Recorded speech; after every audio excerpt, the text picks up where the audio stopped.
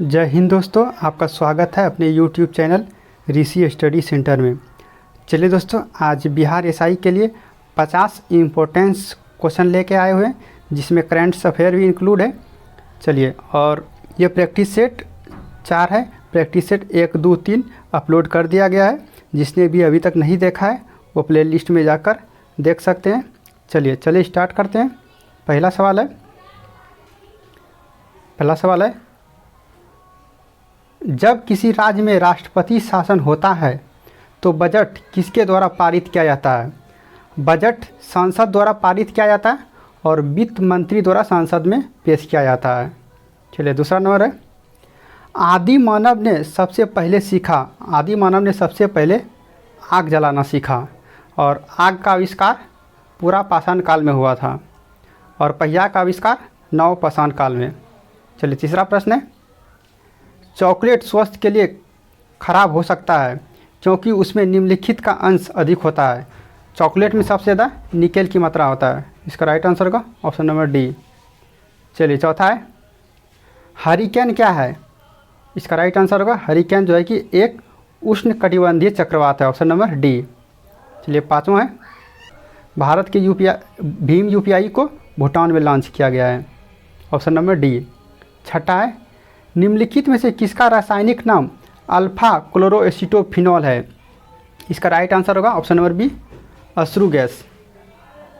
चलिए, सातवां है, फिनिक्स फॉर्म की स्थापना किसने की थी? इसका राइट आंसर होगा option number D, Mahatma Gandhi ने 1904 ईस्वी में। और महात्मा गांधी ने इंडियन ओपिनियन दक्षिण अफ्रीका में 1906 ईस्वी। चलिए, आठवां सवाल है, सौरमंडल में किस ग्रह पर सर्वाधिक लंबा दिन होता है? सौरमंडल के किस ग्रह पर सर्वाधिक लंबा दिन होता है? इसका राइट आंसर का ऑप्शन नंबर बी, शुक्र ग्रह पर। और बृहस्पति ग्रह पर सबसे छोटा दिन होता है और शनि ग्रह पर दूसरा सबसे बड़ा दिन होता है। चलिए, नौवां सवाल है, निम्नलिखित में से किसे झूठा सोना कहा जाता है? चलिए, इसका राइट आंसर देखते हैं। इसका राइट आंसर होगा ऑप्शन नंबर डी, पैराइट को झूठा सोना कहा जाता है। 10वां नंबर सवाल है, हरियाणा के किस शहर में देश का पहला अनाज एटीएम खोला गया है? इसका राइट आंसर होगा ऑप्शन नंबर ए, गुरुग्राम में पहला अनाज एटीएम खोला गया है। 11वां सवाल है, भारत में राष्ट्रीय आय लेखा समंग किसके द्वारा प्रकाशित किया जाता है? यानी कि राष्ट्रीय आय लेखा किसके द्वारा प्रकाशित किया जाता है? इसका राइट आंसर का ऑप्शन नंबर डी, केंद्रीय सांख्यिकी संगठन द्वारा। चलिए, 12वां नंबर है, किसी वस्तु की अविस्तारित एवं काल्पनिक प्रतिबिंब डैश के प्रयोग में मिल सकता है।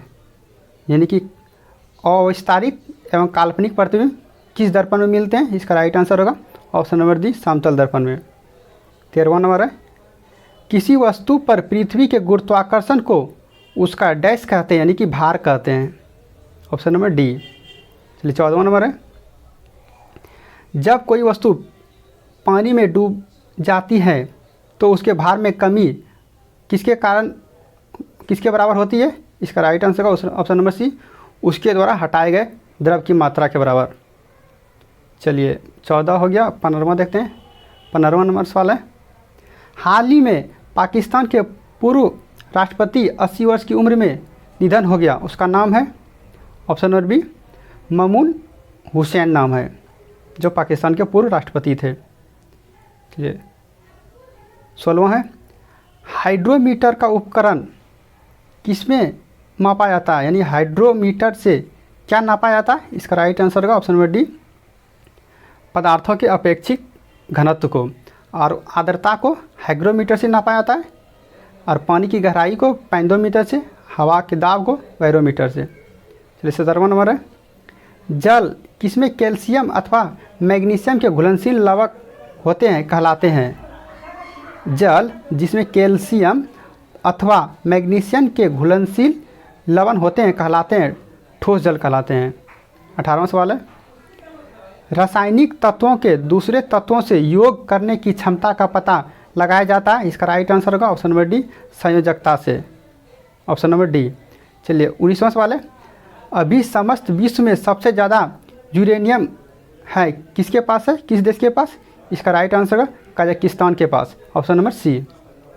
चलिए 20वां सवाल है, हाल ही में किस देश ने Johnson and Johnson covid vaccine के आपातकालीन इस्तेमाल को मंजूरी दे दी? इसका राइट आंसर होगा वियतनाम में। चलिए 21वां है, कला के लिए किसको स्वर्ण युग कहा जाता है? कला के लिए स्वर्ण युग, इसका राइट आंसर का ऑप्शन नंबर सी गुप्त काल को। 22वां है, एनीमोमीटर यंत्र मापता है, एनीमोमीटर यंत्र नापता है, क्या नापता है? इसका राइट आंसर होगा हवा की दिशा और वेग। 23वां है, पेंच टाइगर रिजर्व कहाँ स्थित है? इसका राइट आंसर होगा option number D Madhya Pradesh में है। 23 हो गया। 24वां देखते हैं, निम्नलिखित में से कौन सा युग्म सही है? इसका राइट आंसर होगा बिहू असम सही है। और झूमर हिमाचल प्रदेश सही नहीं, झूमर राजस्थान में होता है, नौटंकी यूपी में होता है, डांडिया यूपी में होता है, डांडिया गुजरात में होता है। चलिए 24 हो गया। 25वां चलते हैं, शाहरुख खान एवं संजय दत्त के बाद निम्न में से किस भारतीय को दुबई ने गोल्डन वीज़ा जारी किया? इसका राइट आंसर होगा सानिया मिर्जा। ओबरा निम्नलिखित में से किसके लिए विख्यात है? इसका राइट आंसर होगा ताप विद्युत केंद्र के लिए विख्यात है ओबरा, ऑप्शन नंबर बी। 26 हो गया। अब 27वां चलते हैं। 27वां सवाल है, 27वां है, 27वां सवाल है, श्वेत प्रकाश में देखने पर साबुन के बुलबुले में रंग दिखाई पड़ते हैं क्योंकि उसका क्या होता है? व्यक्तिकरण होता है, ऑप्शन नंबर डी। 28वां है, इंडोस्कोप किस विधि से होता है? यानी इंडोस्कोप में किस विधि का प्रयोग किया जाता है? इसका आंसर होगा ऑप्शन नंबर सी पूर्ण आंतरिक परावर्तन में। 29वां है, मुगल काल में किस बंदरगाह को काबुल का मक्का कहा जाता है? इसका राइट आंसर होगा सूरत को काबुल का मक्का कहा जाता है। चलिए 30वां है, केंद्रीय मंत्रिमंडल ने स्वास्थ्य एवं चिकित्सा के क्षेत्र में सहयोग के लिए भारत और किस देश के स्वास्थ्य मंत्रालय के बीच एक समझौता ज्ञापन को मंजूरी दे दी? इसका राइट आंसर होगा ऑप्शन नंबर डी डेनमार्क। ये 30 हो गया। 31वां नंबर देखते हैं, चौथी अनुसूची में किसका वर्णन है? इसका राइट आंसर होगा राज्यों तथा संघीय क्षेत्र की राज्यसभा में प्रतिनिधि, ऑप्शन नंबर डी। और ऑप्शन नंबर ए, राज्यों एवं संघ शासित क्षेत्रों का उल्लेख अनुसूची 1 में है। असम, मेघालय, त्रिपुरा, मिजोरम राज्यों की जनजाति प्रशासन का संबंध अनुसूची 6 में है। और अनुसूचित क्षेत्रों एवं अनुसूचित जनजाति के प्रशासन के संबंध अनुसूची 5 में है। चलिए 32वां सवाल है, भारत में हरित क्रांति कब लागू हुई? इसका राइट आंसर होगा ऑप्शन नंबर डी वार्षिक योजना 1966-67 में, 66-67 में हरित क्रांति लागू हुई। चलिए 33वां, लिफ्ट में मनुष्य को उसके भार से अधिक भार कब लगता है? इसका राइट आंसर होगा जब त्वरण के साथ ऊपर जाते समय। चलिए 34वां, उपनिषद का फारसी में अनुवाद किसके शासनकाल में हुआ? इसका राइट आंसर होगा शाहजहाँ के काल में उपनिषद का फारसी में अनुवाद हुआ। चलिए 34 हो गया। अब 35वां नंबर सवाल देखते हैं। 35वां है,